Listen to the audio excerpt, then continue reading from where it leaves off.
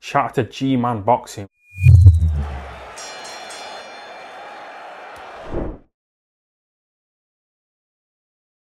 Alright, we'll take a risk with this. If he gets a strike, so be it. Daniel Dubois knocks out Trevor Bryan in the 4th round. Very one-sided fight. One thing I noticed about Trevor Bryan in this fight was how savvy he was.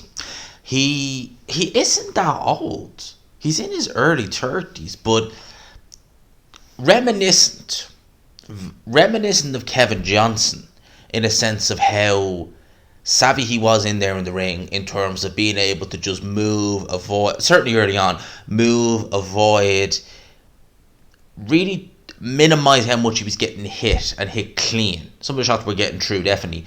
And Dubois, I worried a bit about Dubois when I was looking at him early on because he was really struggling to hit Trevor Bryan clean. And I think it was Carl Frampton on commentary noted that very humid in the building they were in, and Carl Frampton was cracking a few jokes. I think he said that he'd seen better leisure centres in Blackpool than where they were fighting in Miami, Florida. It was a bit embarrassing, had to be said. It was fairly empty, but the humidity in that room would be something that Dubois wouldn't be used to, because Trevor Bryan, although he's a New Yorker, he lives in Fort Lauderdale, Florida.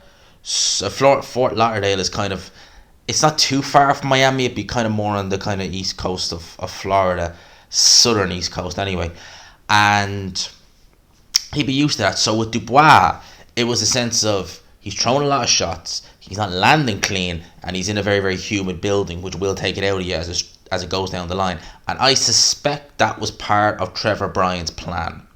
However, I think early on in that 1st round, he took a right hand early on in the 1st round from Daniel Dubois, and I think that punching power shocked him. I think that really put him in his place. And not to say he look, aesthetically, he looked very poor. I was disappointed in Trevor Bryan coming in as heavy as he did. Yeah, he came in a bit lighter than his last few fights, but look at him in the ring. I mean, aesthetically, he looked terrible.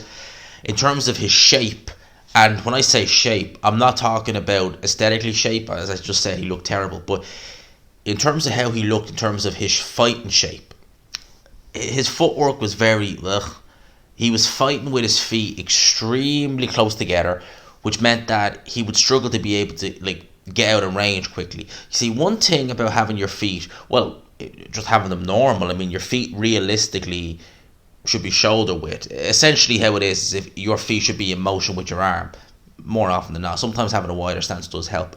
But he was so close that it meant that Dubois could get them shots off. And yeah, he was slipping them, he was ducking them, he was rolling with them. But he was still always in punching range. And that was the problem.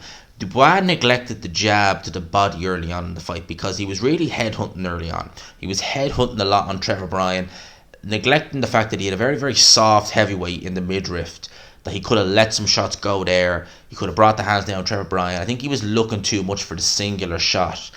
And certainly for the first 3 rounds, it seemed that way. Although saying that, he did buzz Trevor Bryan in the midway stage of the 3rd round.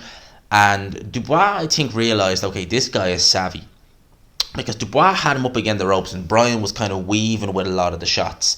And Dubois, very smartly, was kind of like, okay, I'm not going to empty the kitchen sink on you because you're weaving with these shots. If I start throwing, I'm going to miss.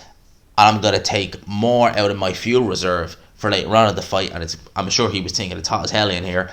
I'm not doing that. So, a bit wily from there from Dubois' end. In the 4th round, Trevor Bryan, slow as molasses in here. I mean, painfully slow in this fight. And I remember him when he was a bit lighter. His speed wasn't actually too bad, but he was painfully slow in this fight.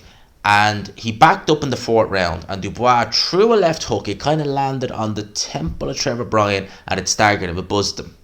And Dubois again went in for the kill. Smothers work a little bit at times, but in the midway of the 4th round, landed a lead left hook. I thought it was a right originally, but it was definitely a lead. He just landed it bang onto Bryan's chin. He went face down. When they go down face down, 9 times out of 10, not getting back up. And as such was the case in this fight. Bryan struggled to get back to his feet. Referee waved it off correctly, and that is all she wrote. I expected it, to be honest with you.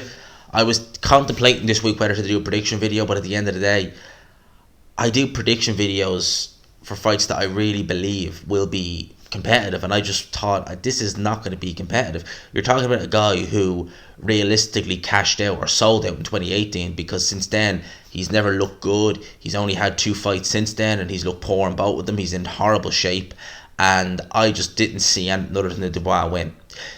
Saying that, Bryan, I mean no disrespect when I say this, but if he can improve on his savviness, he'd be kind of Kevin Johnson 2.0, maybe a bit better than him. That's kind of how he was like in there. I suspect that was the fight he watched and tried to emulate a bit of what Johnson did. And obviously that was in the UK. It was a 10-rounder, and maybe he was hoping to get Dubois a bit more fatigued, take him into late waters and then drown him. But that's a risky strategy against a puncher like Dubois. Dubois has had his flaws. Obviously the Joe Joyce fight, say what you want to say about him, but he is right up there in the heavyweight division in terms of punchers. I mean, seriously, I'm going to make this claim that looking at Dubois and the power he has, I would say he's a better, and I mean this, I would say he's probably a harder puncher than Anthony Joshua. I'd say he's right up there with Deontay Wilder, Robert Helenius, Lucas Brown, because he might not be a good fighter now, but he's still a puncher. He's right up there with guys like that who can really bang. And AJ can bang, but I'd say Dubois, just from the eye test, I'd say he's got a bit more pop in his shots than AJ. Tremendous puncher is Daniel Dubois. Very, very. And I think Trevor Bryan felt that early on and was like, damn, I knew you could punch, but I didn't think you could. Even Joe Joyce, was like, I'm not taking any risks against this. This guy can punch. So Dubois has a regular title. Frank Warren, as he does, will sell that as, he's world champion. He'll do that. But he is now mandatory, as they were saying on commentary, for the winner of AJ Usyk. If reports are to be believed, and Fury has refuted the claims, which means that there's a strong chance these claims are true, that he is potentially in the process of signing the deal to fight the winner of AJ Usyk 2 in Saudi, I think, just coming up before the World Cup final. So if we get undisputed this year, some of them belts would like to be vacated and fragmented. Will Dubois fight for a vacant title?